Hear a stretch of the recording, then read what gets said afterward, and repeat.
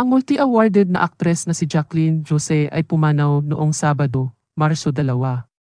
Siya'y 60 taong gulang, kinumpirma ni Senador Jinggoy Estrada, kaibigan at kasamahan ni Jose. Ang balita sa ABC News, ang totoong pangalan ni Jose ay Mary Jane Goc at siya'y namatay sa kanyang tirahan sa Quezon City.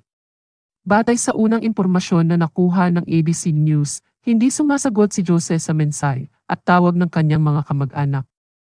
Dahil dito, nagpasya silang magpadala ng tao upang siya'y tignan at siya'y natagpo ang walang buhay sa kanyang bahay, kumpirmado ng kanyang management, ang PL Entertainment Inc., ang pagpanaw ni Jose at sinabing, ang mga detalye ay ibabahagi sa lalong madaling panahon. Hinihiling ng mga pamilyang Goc at Eganman na sana'y ipagdasal ang kaligtasan ng kaluluwa ni Miss Jacqueline Jose at hilingin na bigyan sila ng respeto at privacy habang sila'y nagsisikap sa pagluluksa sa pagpanaw niya at harapin ang mga masalimuot na oras na ito, sabi ng PL Entertainment sa kanilang social media posts. Si Jose, na nagsimulang mag-artista noong dekada 1980 ay gumaganap sa papel ni Dolores Espinas, ang FPS Batang Quiapo, nang siya'y pumanaw.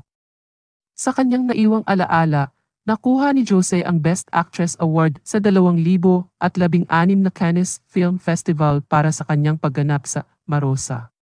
Sa lokal na industriya, tinanghal siyang Best Actress ng Gawad Irian, FAMAS, Luna Awards at iba pang pagkilalang pang-aktres. Nominado siya sa FAMAS noong 1984 para sa kanyang unang pelikula na Private Show at nagtagumpay sa Gawad Irian para sa pelikulang White Slavery ni Lino Brocka noong 1985.